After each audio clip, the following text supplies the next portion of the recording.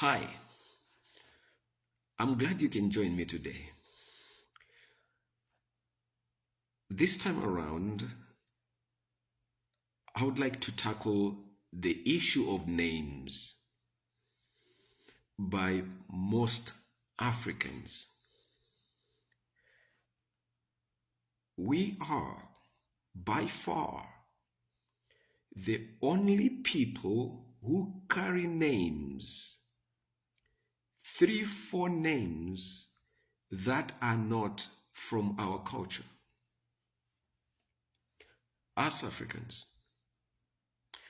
if your name does not reflect an identity of your ancestors, change it. Go to court and change it.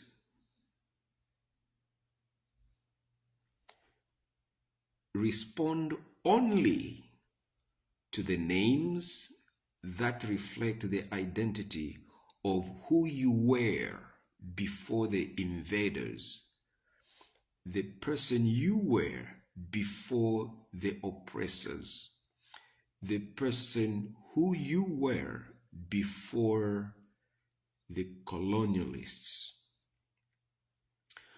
I'm talking specifically to the Africans. I would forgive for Africans who were born outside of Africa. But for you, you have the opportunity to change a lot of things about you. A lot of things about you. And the name is the easiest thing that you can change. It is your identity.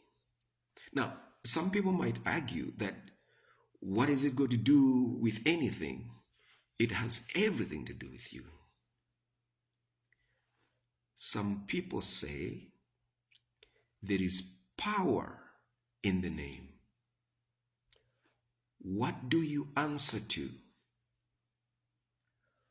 What you answer to speaks to who you are. Go to court. Change it. If you can't change it, then inside of you, deep inside of you, there is a conviction that you are okay with who you are and what you are called. Now, here is a wake-up call to you. Your ancestors live in you just like you lived in them back then. That's the cycle of life. Now, if you don't change your name, if you refuse to change your identity, restore your honor, you are denying who you are. Africa cannot be developed by people of such mindset. Malcolm X had to change his name from Malcolm Little to Malcolm X, and later on to Malik al-Shabazz. Can you learn something from that? Can you learn something from what Malcolm X did?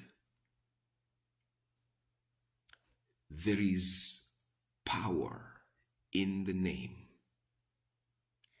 If you are called a name from another culture, by the same token, you are saying my culture is not worth me. I can do without it. It has no relevance in my life. You have no pride You have no respect. Trust me when I say that. You have no respect for yourself and the ancestors who are living through you today. That's what it means. You can take it or leave it. You are under no obligation to agree with anything that I say. But that is something you have the ability to change. It is within your ambit of control. Begin with your name. Change your name. We'll get to the language later, your African language. But for now and today, we are only going to concentrate on your name. Is your name Juliet? Is your name Ben? Ben who? There are some people who have been characterized and actually have served in the positions of leadership, who had 3-4 names that had no origins in their culture. You ought to be proud of yourself. Change that name. Go back to your roots. Pick up a name that reflects who you are. For those of you that have children, if you want to build an Africa that is going to free them, give them names from your culture. Names that are grounded in your culture. It doesn't matter if your grandmother was called by a foreign name. Skip that. That is no excuse. Skip it. Take a name. Give your children a name that reflects who they are. See, colonialists lived among us for almost a century in most African countries. And then they left. We kicked them out. We shed blood to kick them out. We shed blood to remove them from amongst us where they lived for almost a century.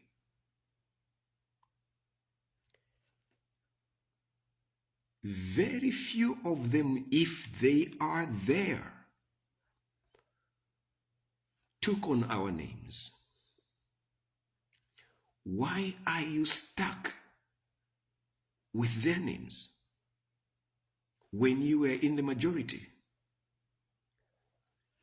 What's wrong with you? Ask yourself that question. What's wrong with your names? Go pick up any phone book and see if any person or group of people who colonized you went back after you kicked them out of your country, if they carried with them a sack of names from your culture. If they did, they hid them. They don't use them. Just like if you gave somebody a fabric from your culture, they use it as nightwear. We can do that. Let's change, and let's change from us going out. Let's change from here going out. I'll see you in the next video. Take care of yourself.